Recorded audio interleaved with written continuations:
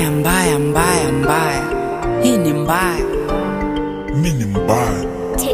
Hello good people, amazing people. Yeah, thanks for stopping by to this channel and welcome to today's video. I'm Zima Wells. Disclaimer, my voice sounds a little bit off. Ni homa inanisumbua kidogo but usijali. It's gonna be fine here. Now, what's going on in the airwaves? Bahati. Fikra za Bahati. So let's break down something on what I call the psychology of Bahati. Fikra za Bahati. What if I call Fikra za Bahati Bahati's psychology? What did you just say? Oh yes, Bahati's psychology. Or rather, the psychology of Bahati. The psychology behind Bahati's new album yet to be released. Well, maybe it wasn't a coincidence he called it Fikra za Bahati, one of the singles in the Love Like This album. That was just a brief brainstormer. Now, stay with me and let's begin this and break it down step by step. You got to hear this. Now, what could be the psychology behind Bahati's new album release? The Love Like This album is set for release on the 14th of June this month, 2021, this year. But as well, as we all know, a product, any product in the market, however good it is, it needs marketing. And so here we are talking of distribution, marketing, distribution. Bahati knows too well what he needs to do to market it, to market this album, So what the guy needs to do is bring on board some specialized personnel, talk of marketing strategists. Perfect. Now we have the strategies in place. So what is our first strategy on board? Oh, come on. Of course we need traffic. We need traffic for this album. Make it a big deal. Make the album a big deal. Okay, but that's rather obvious. So what about traffic? Well, there has to be a way out, bro. Let's think. Bro, you know, I was just thinking, social media marketing isn't just enough. What if we maybe release one of the singles in the album to entice the fans and the audience? Na wewe pia huo unafikiria sana mti yangu, lakini kidogo huoni kama hiyo inaweza kuchomea? Like, I mean, there has to be some form of anticipation. You know, anticipation is very key in marketing. So hatuwezi kurelease song moja. Well, I understand your point of view and I see where you're coming from. But what I mean is, acha to release two song moja. But, this is a very big but. By the way, it's but with a single T at the end. We just release a snippet of it. Atu release song yote nzima, kiasi tu, kidogo. Naona hapo kuna point my guy, so tell me. Good. So kuna hii song moja yenye tukicheza nayo vifiti, my guy. Hii tukicheza nayo vizuri, utakuja kuniambia that one, I assure you, and you can take even to the bank straight. Well, song gani yo buda? Hebu nielimisha mzae. In fact, your song is just a rap type. Kuna rap fulani kwa hiyo album yake. Rap tena? Unakuanga na wazimu nini? Have you ever seen this guy do well in rap? Si relax pia wewe, kirere ya nini? Sikiza ni kushow.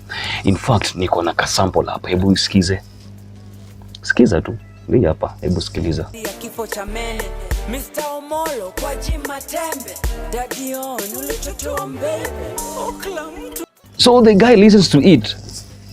Ala, Buddha. Umecheki aje hiyo? Wewe nimekuaminia. Unatonga pizi my dears wewe. Tulia, bado sijakushow mzae. So umecheki hiyo rap. It's typically a diss rap. Ina diss ma artist wengine. And that's the game plan. So, wadau, Bahati goes ahead to release a diss track which runs for under less than 2 minutes. But that one right there was everything he needed for the moment. In the diss track, he takes jabs at fellow artists ranging from Sauti Sol to Ringtone. He starts his jibe first dissing Sauti Sol for creating a record label after he had already done that and dismissed the entire label. He goes ahead and says, as for ringtone, all he can is to don him a dress. Avalishwe a dress. He also makes fun of Daddy Owen after his infamous divorce. On the diss radar is Octopizzo aka Don Papichulo for marrying a white woman, and he alleges that he couldn't take things to order. Mzungu ulipata ukashindwa kujipanga. Bahati sings. OG Papa Jones is the next topic, mainly due to his huge demeanor. Apparently, the mama hitmaker alludes that King Kali shows he is highly dependent on steroids despite gym gimmicks and gymnastics. And that is it right there.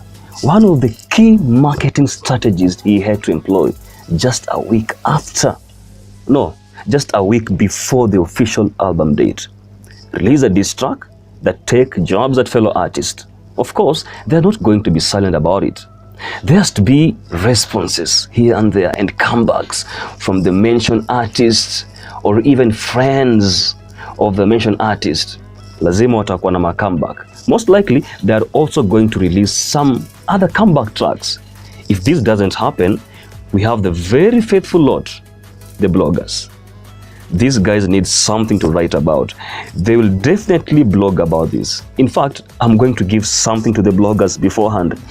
Pale in the official video of that diss track, kuna mahali nimeshika kasiga kango pale nikipuliza. Perfect. Let's give them that. That's going to be a banger. Former gospel artist spreads cigar smoke and other funny captivating headlines. The main objective is the Bahati name has to remain in the airways for as long as it can. The traffic has to be maintained at least until the 14th of June. Lazima hii album iuze. Lazima iuze. Guys, and there we go, watu wangu. The Bahati psychology. You can agree with me that this strategy is working. It really is. How many mentions has he had ever since? The headlines, how many comebacks from other artists so far? And still the artists who have been dissed have not yet responded, but probably yet to. Lazima wata respond mahali. Lazima, in a way. The comebacks might appear to be hitting on Bahati. Watu wanasema, Bahati na umekipata wewe. This is what you're asking for. Ma comebacks zinakuja pale Butita na watu wengine pale wanatupa comebacks pale vibaya sana. But wait a minute. That's exactly what Bahati wanted. It was all in the strategic plan. It was all included in the plan. It's what he wanted, the comebacks. In fact, he knew too well that such an analysis kama yangu hii hapa leo, the one I'm doing here right now, will come up. Na hivyo, jamaa anazidi kuwa the talk in the air. Maze, album kuuza si mchezo.